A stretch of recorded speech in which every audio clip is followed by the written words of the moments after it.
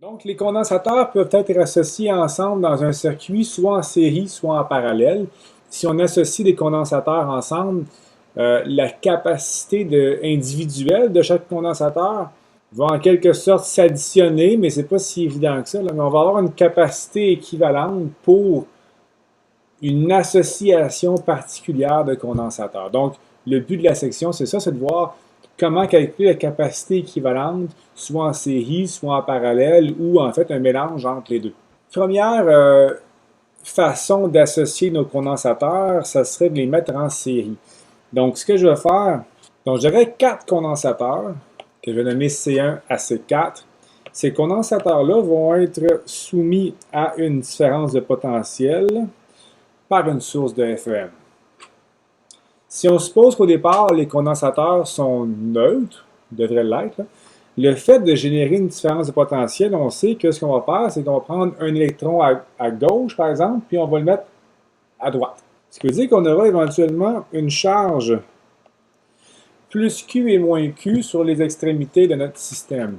Mais en même temps, si nos condensateurs sont initialement neutres, ça veut aussi dire que, donc si je prends par exemple cette partie-là ici, qui contient en fait la partie droite de C1 et gauche de C2 reliée par un fil, bien tout ça c'est un conducteur qui était neutre au départ. Donc si je retrouve la charge plus Q à gauche ici pour C1, je vais retrouver la charge moins Q à droite pour C1. Puis là, par conservation de la charge, ce que je vais avoir, c'est que je vais retrouver plus Q à gauche pour C2, moins Q à droite pour C2, et ainsi de suite. Donc, ce qu'on remarque, c'est qu'en associant nos condensateurs en série, bien, nécessairement, peu importe la valeur de la capacité, ils vont tous accumuler la même charge. Ça, c'est sûr. Donc, en série, on peut toujours faire ce lien-là. La charge de chaque condensateur est la même, peu importe la capacité. L'autre principe, c'est que si je branche en série mes 4 condensateurs, ce qu'on va avoir, c'est que la différence à l'équilibre électrostatique, la différence de potentiel ΔV ici, donc si je prends ΔV1 plus ΔV2 plus ΔV3 plus ΔV4, je vais nécessairement retrouver la différence de potentiel totale entre mon ensemble de condensateurs. Donc, je peux aussi dire que ΔV1 plus ΔV2 plus ΔV3 plus ΔV4 égale à ΔV. On sait que ces 4 condensateurs-là doivent être équivalents à un seul condensateur dont la capacité sera C équivalent, CEQ. Donc, évidemment, si j'applique la même différence de potentiel, je devrais pouvoir accumuler la même charge. C'est des condensateurs équivalents. Donc, dans un circuit, il n'y aurait pas de différence.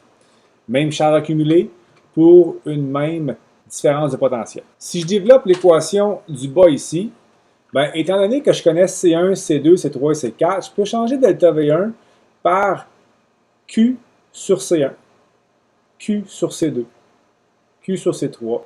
Puis ce que je vais avoir au final, là, si je prends ΔV ici, bien, c'est aussi égal à Q sur C équivalent.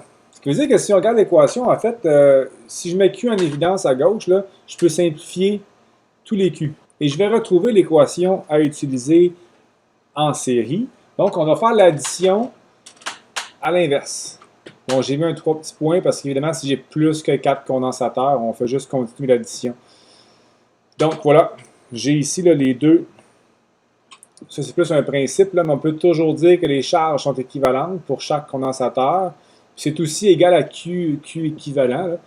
Donc, et on additionne les condensateurs en inverse.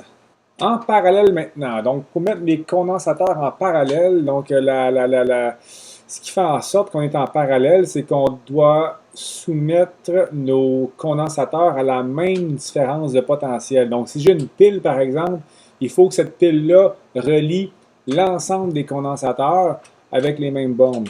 Donc ça ressemblerait à ça. Donc je place mes condensateurs. Puis la borne de gauche est toujours reliée à la même borne de ma pile, puis les bornes de droite sont tous reliées à la même borne de la pile.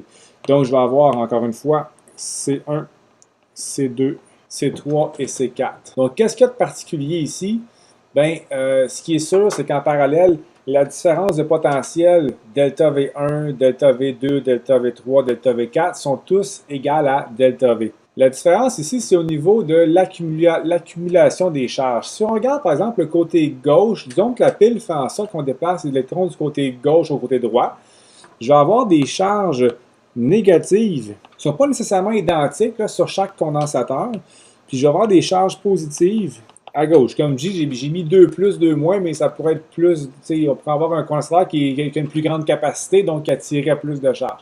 Mais ce qu'il faut comprendre là-dedans, c'est que vu que les côtés gauche sont tous reliés ensemble, cette charge totale-là qui est accumulée à gauche, bien, ça correspond à la charge accumulée dans le condensateur équivalent. Donc, on sait que le condensateur équivalent, lui, va accumuler la somme de toutes ces charges-là. Donc, ce que je peux dire, en fait, c'est que Q1 plus Q2 plus Q3 plus Q4 égale à Q équivalent. Bon, je mets 3 petits points parce que si j'avais d'autres condensateurs, je continuerais à additionner. Bon, là maintenant, ce qu'on peut faire, c'est remplacer Q par C delta V. Donc, le but derrière tout ça, c'est de faire apparaître, on sait que les delta V sont identiques pour chacun de ces termes-là. Donc, je vais pouvoir simplifier les delta V, puis avoir finalement une équation qui implique seulement les capacités. Et on a la relation pour l'addition des capacités en parallèle. Donc, on fait juste additionner les capacités. Donc maintenant, si j'ai un circuit qui est plus ou moins complexe, comme ici par exemple, on ne peut pas dire que les condensateurs sont tous en série ou tous en parallèle. Là. C'est un mélange de tout ça. Mais ce qu'il faut faire, c'est y aller par séquence. Donc on regarde le circuit puis on essaie de voir lesquels sont en série, lesquels sont en parallèle. Donc ce que j'aime bien faire dans les condensateurs là, pour bien repérer, c'est que on pourrait relier la borne positive. Là, ce que je vais faire, c'est que tous les conducteurs qui sont reliés à cette borne-là, je les mets en bleu. Tous les conducteurs qui sont reliés à la borne de gauche, je les mets en rouge. Donc, ce que je sais, en fait, en faisant ça, c'est que le potentiel ici est le même partout, tandis que le potentiel là, il est le même partout. Si je continue ici, là, j'ai une pièce, cette borne-là pour C3 jusqu'à C4 ici. Bien ça, et ça correspond à un seul conducteur aussi, fait que je vais y associer une couleur. Donc, moi, ce que je peux dire, c'est que pour chaque couleur, puis évidemment, il reste la partie blanche ici, là. Donc, chaque couleur ici est un potentiel différent. Pour voir là, si c'est associé en série ou pas, là. Donc, allez voir les nœuds du circuit. J'ai un nœud ici, j'ai un nœud là. Donc, entre deux nœuds, tout ce que j'ai, c'est en série. Donc ici, on voit que C1 est en série avec... Ben, en fait, non. C1 est en série avec la FEM, là, donc je ne peux rien faire. Puis C3 et C4 sont en série. Donc la capacité équivalente ici pour C3 et C4, je la nommerais C3-4. Puis étant donné que C3 et C4 sont en série, je dois faire l'addition à l'inverse. Donc, je ferais 1 sur C3 plus 1 sur C4. Puis la réponse, je l'inverserais. Donc, j'aurais comme ça la valeur de C3-4. Une fois que ça s'est fait, bien, mon circuit équivalent devient ce circuit-là. Donc là, ce qu'on peut voir par rapport au code de couleur, bien, on voit que C2 et C3-4 sont en parallèle parce qu'ils ont la même... Donc, j'ai du bleu à droite, blanc à gauche. Okay? Donc, C2 et C3-4 sont en parallèle. Quand c'est en parallèle, j'additionne. Donc, j'aurais C2-3-4 qui serait C2 plus C3-4. Donc, évidemment, numériquement, j'aurais la valeur en farad pour C2-3-4. Maintenant, ce que je peux faire comme circuit équivalent, c'est que entre ces deux nœuds-là, je peux prendre C2 et C3-4 puis les remplacer par un seul condensateur qui est C2-3-4. Donc, en même temps, mes nœuds vont disparaître. Maintenant, j'ai mon C1 et mon C2-3-4, puis là, ils ne sont pas en parallèle. Je sais que c'est tentant de dire qu'ils sont en parallèle, là, mais ils ne sont pas en parallèle parce que justement, j'ai du bleu et blanc, rouge et blanc. Ils ne sont pas soumis à la même différence de potentiel ici. Donc, je ne peux pas dire que c'est en parallèle. Justement, ils sont en série. Donc, j'ai C2-3-4 et C1 qui sont en série ensemble. Donc, le calcul de C équivalent serait 1 sur C1 plus 1 sur C2-3-4, le tout à l'inverse. Et on retrouverait notre C équivalent de cette façon-là. Maintenant, on pourrait déterminer aussi la charge accumulée dans chacun de ces condensateurs-là avec la relation Q égale à C delta V. Donc, si je connais par exemple la capacité de chacun des condensateurs et la différence de potentiel Donc, il faudrait définir epsilon ici, mais bon, on pourrait trouver la charge accumulée dans chaque condensateur.